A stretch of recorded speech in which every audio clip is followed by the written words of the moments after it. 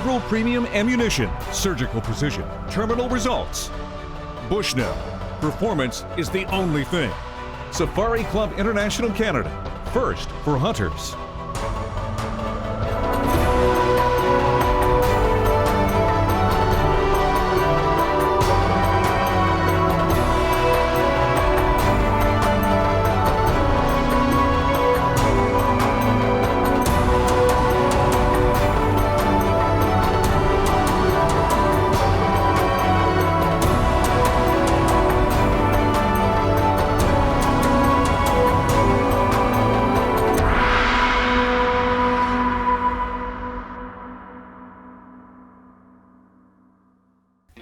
Hi folks, thanks for joining us here at Federal's Trigger Effect. As you can tell by all the fur behind me, it's our Predator episode. Now, Dean and I have loved over the past seasons showing you our different techniques on how we hunt these predators and manage them in our areas. Now this week's episode, I'm here in Manitoba, I'm going to be doing some coyote hunting, but I'm also going to share with you another very effective technique of managing your predators, and that's through humane snaring and trapping. So sit back, grab a beverage, and I hope you enjoy this episode.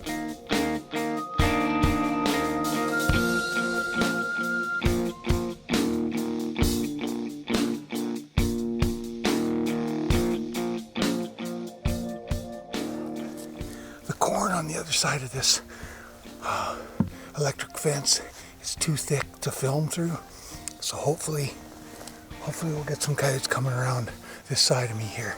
I can't shoot that way because of the cows, but I got a fairly open hillside, so I'm gonna set up right here.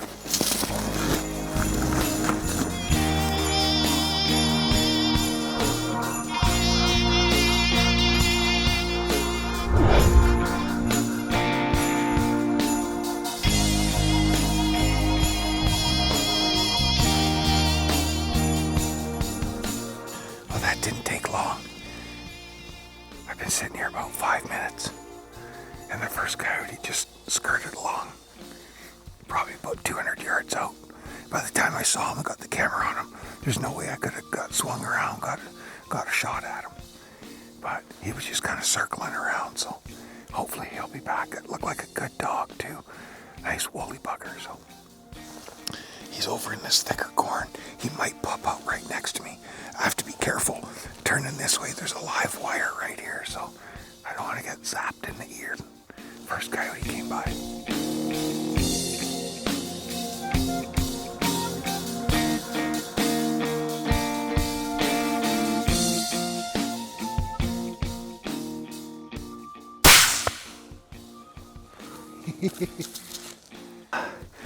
That coyote came out of the tall corn and he caught me swinging the gun around on him, and he stopped and looked, but I mean, he's only 70 yards, so drilled him right there.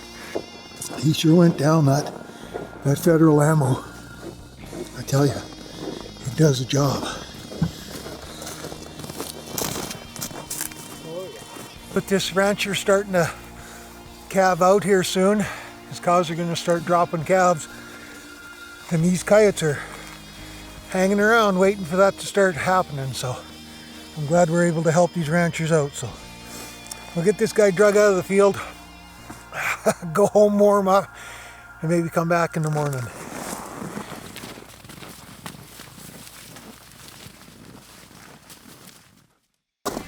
Well, the landowner showed me a new access point to get in to look at this cornfield where all these coyotes are hanging out. So I've come into where he's been loading some bales up. I just gotta climb over the hill here, and that cornfield should be across the other side of this slough. So I'm gonna grab the rifle, grab the rest of my gear. It's another beautiful evening. I know it's gonna get colder this evening once that sun goes down, but we're gonna get settled in and see how it works out. We saw about 7 or 8 coyotes out here yesterday. I shot one, and hopefully this evening we'll get some more.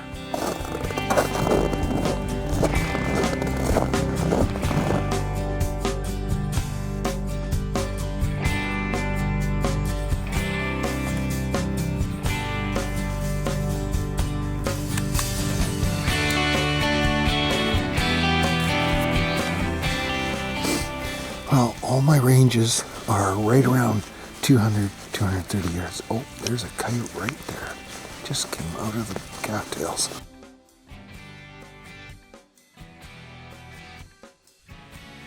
That coyote keeps laying down. I don't know why. He's enjoying the sunshine, I guess.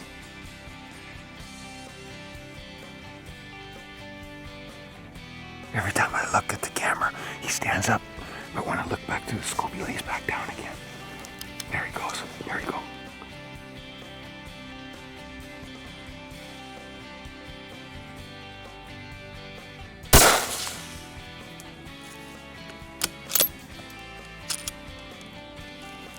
One coyote down. I just got my ranges figured out. I was talking to the camera that there was 200, 230 yards further shot to the top of the hill there.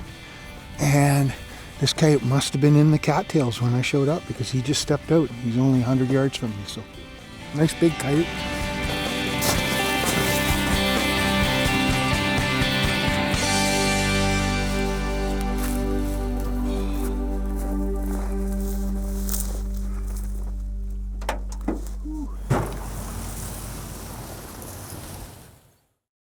This segment is brought to you by Federal Premium Ammunition, Surgical Precision, Terminal Results. I made it into my spot.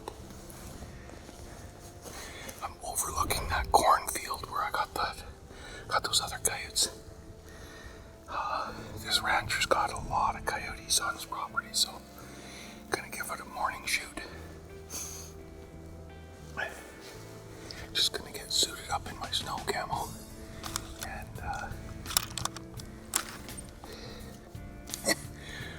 wait for the sun to come up. There's a bit of a bush behind me, and it's blocking some of the wind. There's actually a fairly good strong wind today, but it's blowing kind of down this fence line. So anything that crosses this fence line is probably going to smell me. But most of the coyotes are going to be coming from directly in front of me or to my right. So we'll get suited up, get the camera turned back around, and get ready for first light.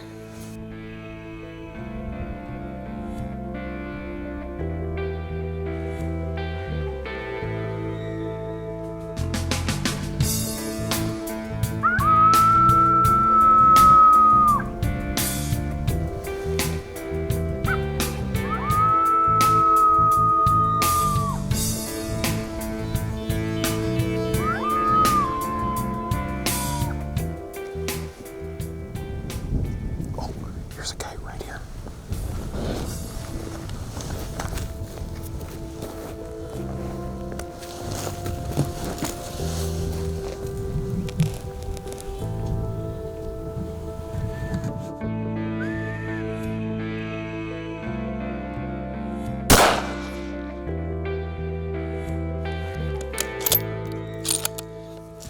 Here's the first dog of the morning. Boy, they're hard to see in that corn in this low light. He come across this low slough beside me here. He actually got down into the corn, and then I think because of the way the wind is blowing, he must have winded me. He was heading back out. He got out there a poke. I hit him, didn't knock him. He kind of went down. He got up and he just went off to the right there, and I think I saw him pile up. So that was a long shot. That was probably 250, 300 yard shot.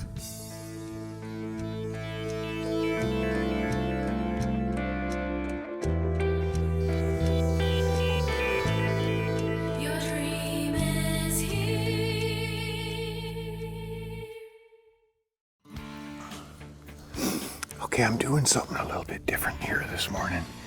I'm actually on my own farm overlooking the valley. I've had some bait down below in the river bottom in the willows, and last night in the moonlight I could hear the coyotes, and I came out with my forged binoculars. I was actually able to see 6 coyotes out on the river below my house here in the moonlight. So I got up this morning, I got out here. I was a little bit late getting out here, and when I looked down, I saw a couple coyotes down there in the willows, but they've disappeared, so I've just been sitting here quietly hoping they'll show up.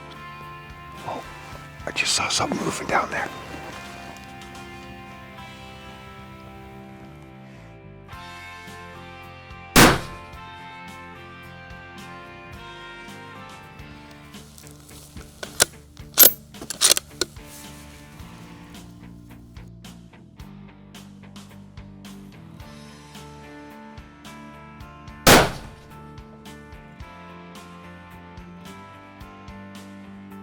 Well, folks, that is my early morning home double right here on the home farm. Nailed the one right at the little bit of bait. The other one must have run across the river. I lost it in the camera. I looked over it standing on the riverbank. Gave me all the time in the world to line up, but boy, I tell you, that 22-250 federal ammo, it is dialed in. I mean, I can't say enough about that ammo. It put those two coyotes down, no problem. Got a little bit of skinning to do.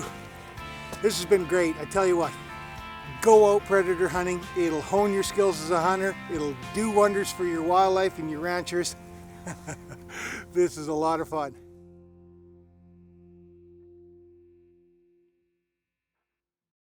Taxidermy services provided by Hunters Union and Ray Wiens Taxidermy.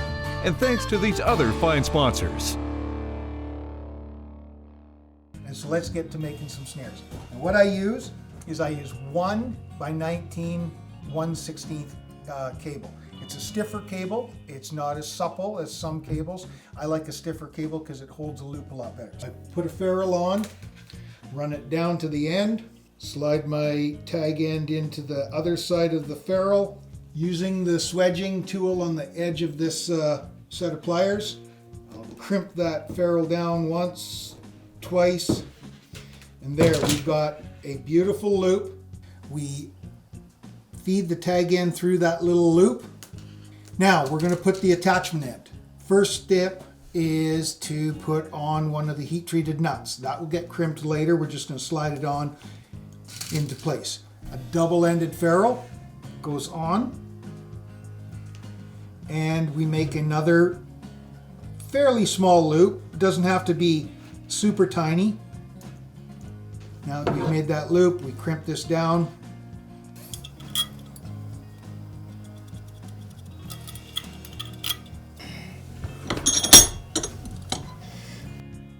That goes into the lap link, and then crimp it down. Then I go down and around the cable, a full revolution around the cable. I bend it over, leaving a little space between the cable and the support wire, bending it again on the opposite side, on the outside of the locking nut. Wrap around, and there you go. That's how it's done. Well, now that the snares are all prepped, it's time to get these out and hung up in the field. We want to do this to help out our ranchers, but we also want to do this to help out our deer population, as these coyotes are a major predator to our deer and our deer numbers. I also think that's a great topic for Lethbridge College's Conservation Connection. White-tailed deer and coyote populations are of course linked primarily through predation. Research by Francois Messier and his colleagues of coyote predation on a white-tailed deer population showed marked seasonal changes in coyote diets related to deer. Throughout the year, the coyote's diet is quite varied. It consists of vegetation, wild berries, some amphibians, reptiles, small birds, and a number of wild mammals. Deer represented 49% of the overall scat volume, and deer consumption was high from January to April, remained relatively high in May, June, and July, but fell abruptly in August. In early June, fawns almost completely replaced adult deer in coyotes' diets. The predation of deer by a solitary coyote is very rare. However, when coyotes group together in 3 or more, the predation rate is greatly increased. The fact that most deer fawn out around the same time leads to a phenomenon called predator swamping, which prevents even an active pack of coyotes from wiping out all of the young of their prey, as there are simply too many fawns being born all at once to eat them all. During the winter and spring months, the coyote consumes adult deer as its major food source. However, in early June, the coyote will switch almost exclusively to fawns to make up the bulk of its diet throughout the summer months. Interesting to note is that other studies acknowledge canids, including coyotes, but also especially domestic dogs, as accounting for up to 80% of the total fawn mortality. Coyotes alone will not drive a deer population down, but they may be part of the problem in holding it there while managers are seeking the proper direction towards deer population recovery. In short, coyotes kill individual white-tailed deer of all ages, but they do not kill whole herds of deer, and the drastic range expansions for both species is testament to their population level ability to increase in number when conditions are favorable again.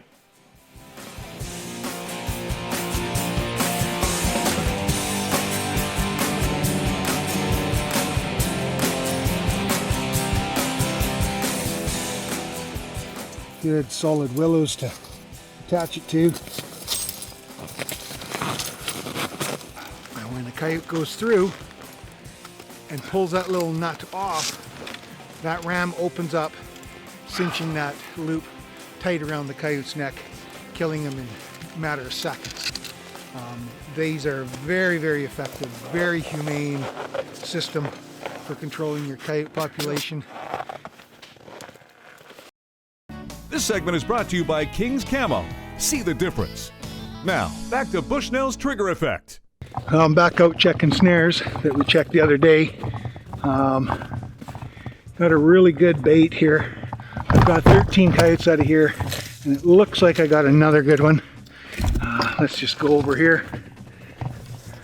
Oh yeah, real nice coyote right here. Look at that. That's a beauty. That coyote never even moved.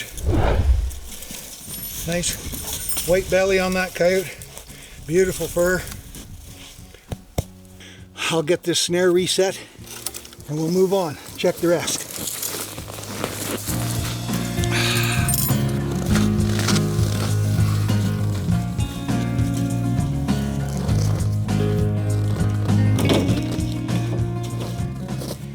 Oh, that's one. We'll go check another bait. I know I've been getting some good action at this other bait, so maybe we'll have a couple more there to pick up. As you can tell, the weather has improved quite a bit since the last time I checked snares. I think it was minus 40 last time I was out, and it's amazing in a couple days it can go from minus 40 to, you know, like minus 2 or 3. But looks like we got a coyote in our first snare right here. Oh yeah, that's a good coyote. That's a good one. Oh yeah, he's froze. He's froze up. We have to take care of these guys. I mean, the health of the coyotes depends on keeping their numbers in check as well. It's something people don't understand. They don't want to see animals being taken out of the wild, but if you don't do that, their population gets too high, they get mange, they get diseases, and then they die a very, very cruel death. Got it. Where that loop will sit right on the trail there really nicely. Bring some of that grass back. Helps hide the ram itself. I'll just twist that wire up a little tighter just to hold that ram where it's at.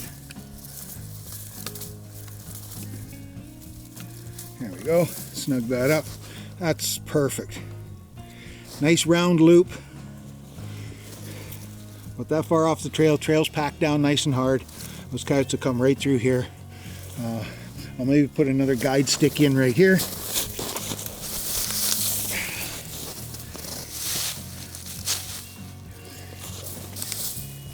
Just help keep them in the center of the trail.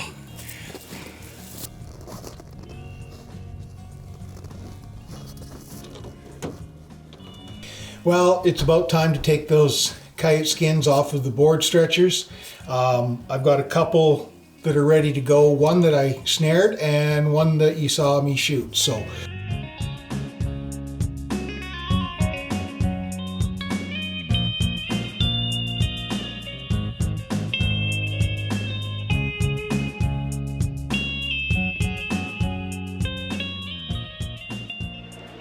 there we go.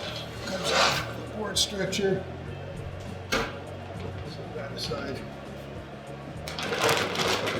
give it a good shake. And there you go. That is a top quality pelt. A lot of work behind me.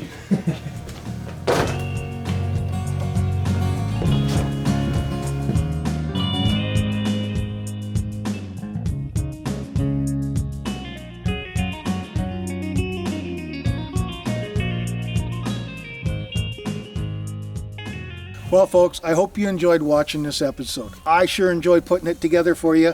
You know, I think it's very important that we all do our part to help manage our wildlife and our wildlands. So, with that being said, thank you again for joining us. We want to thank our sponsors for helping us put all this together. And make sure you come back next week for more Federal's Trigger Effect.